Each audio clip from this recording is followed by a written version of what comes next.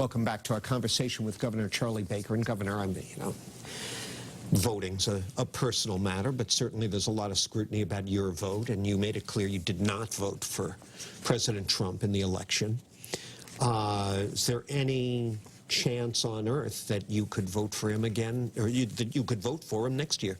Well, I said, as you point out, back in 2016 that I was concerned about his temperament, and I didn't support him. And I haven't seen anything since then that changes my mind with respect to that.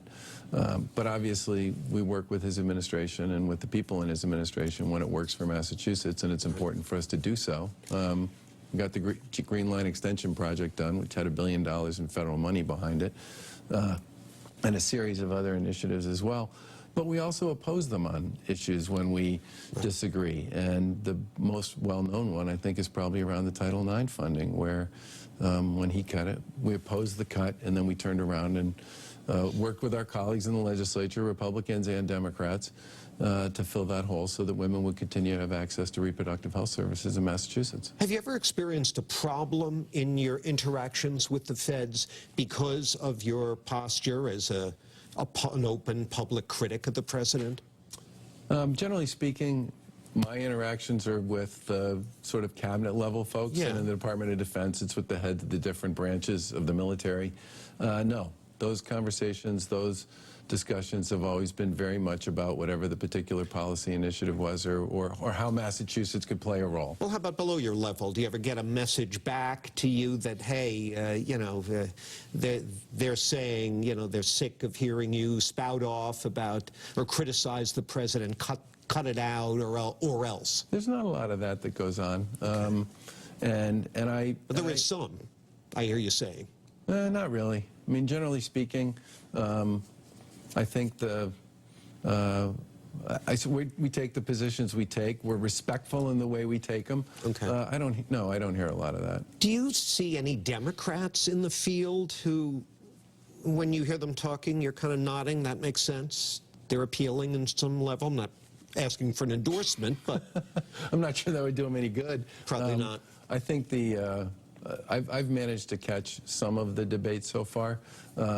I think it's a tough format for everybody who's involved in it, that many people, that short period of time, or you got to be willing to watch for 2 hours to sort of catch the whole thing. I think, it's interesting, Iowa's not that far away, but that's still a really big field. And frankly, the Republicans had a really big field in 16, and it's complicating for anybody, including people like me, to sort of just get a sense for what these people are all about. What did you make of Senator Warren's plan to pay for Medicare for all? I don't support the Medicare for all plan for a lot of reasons. Among others, it takes 177 million Americans out from under their current health care system and their current providers, which most people feel pretty good about. I think the federal government has a huge sort of credibility problem with you can keep your doctor, you can keep your plan if you like your plan. Both of those things turned out not to be true.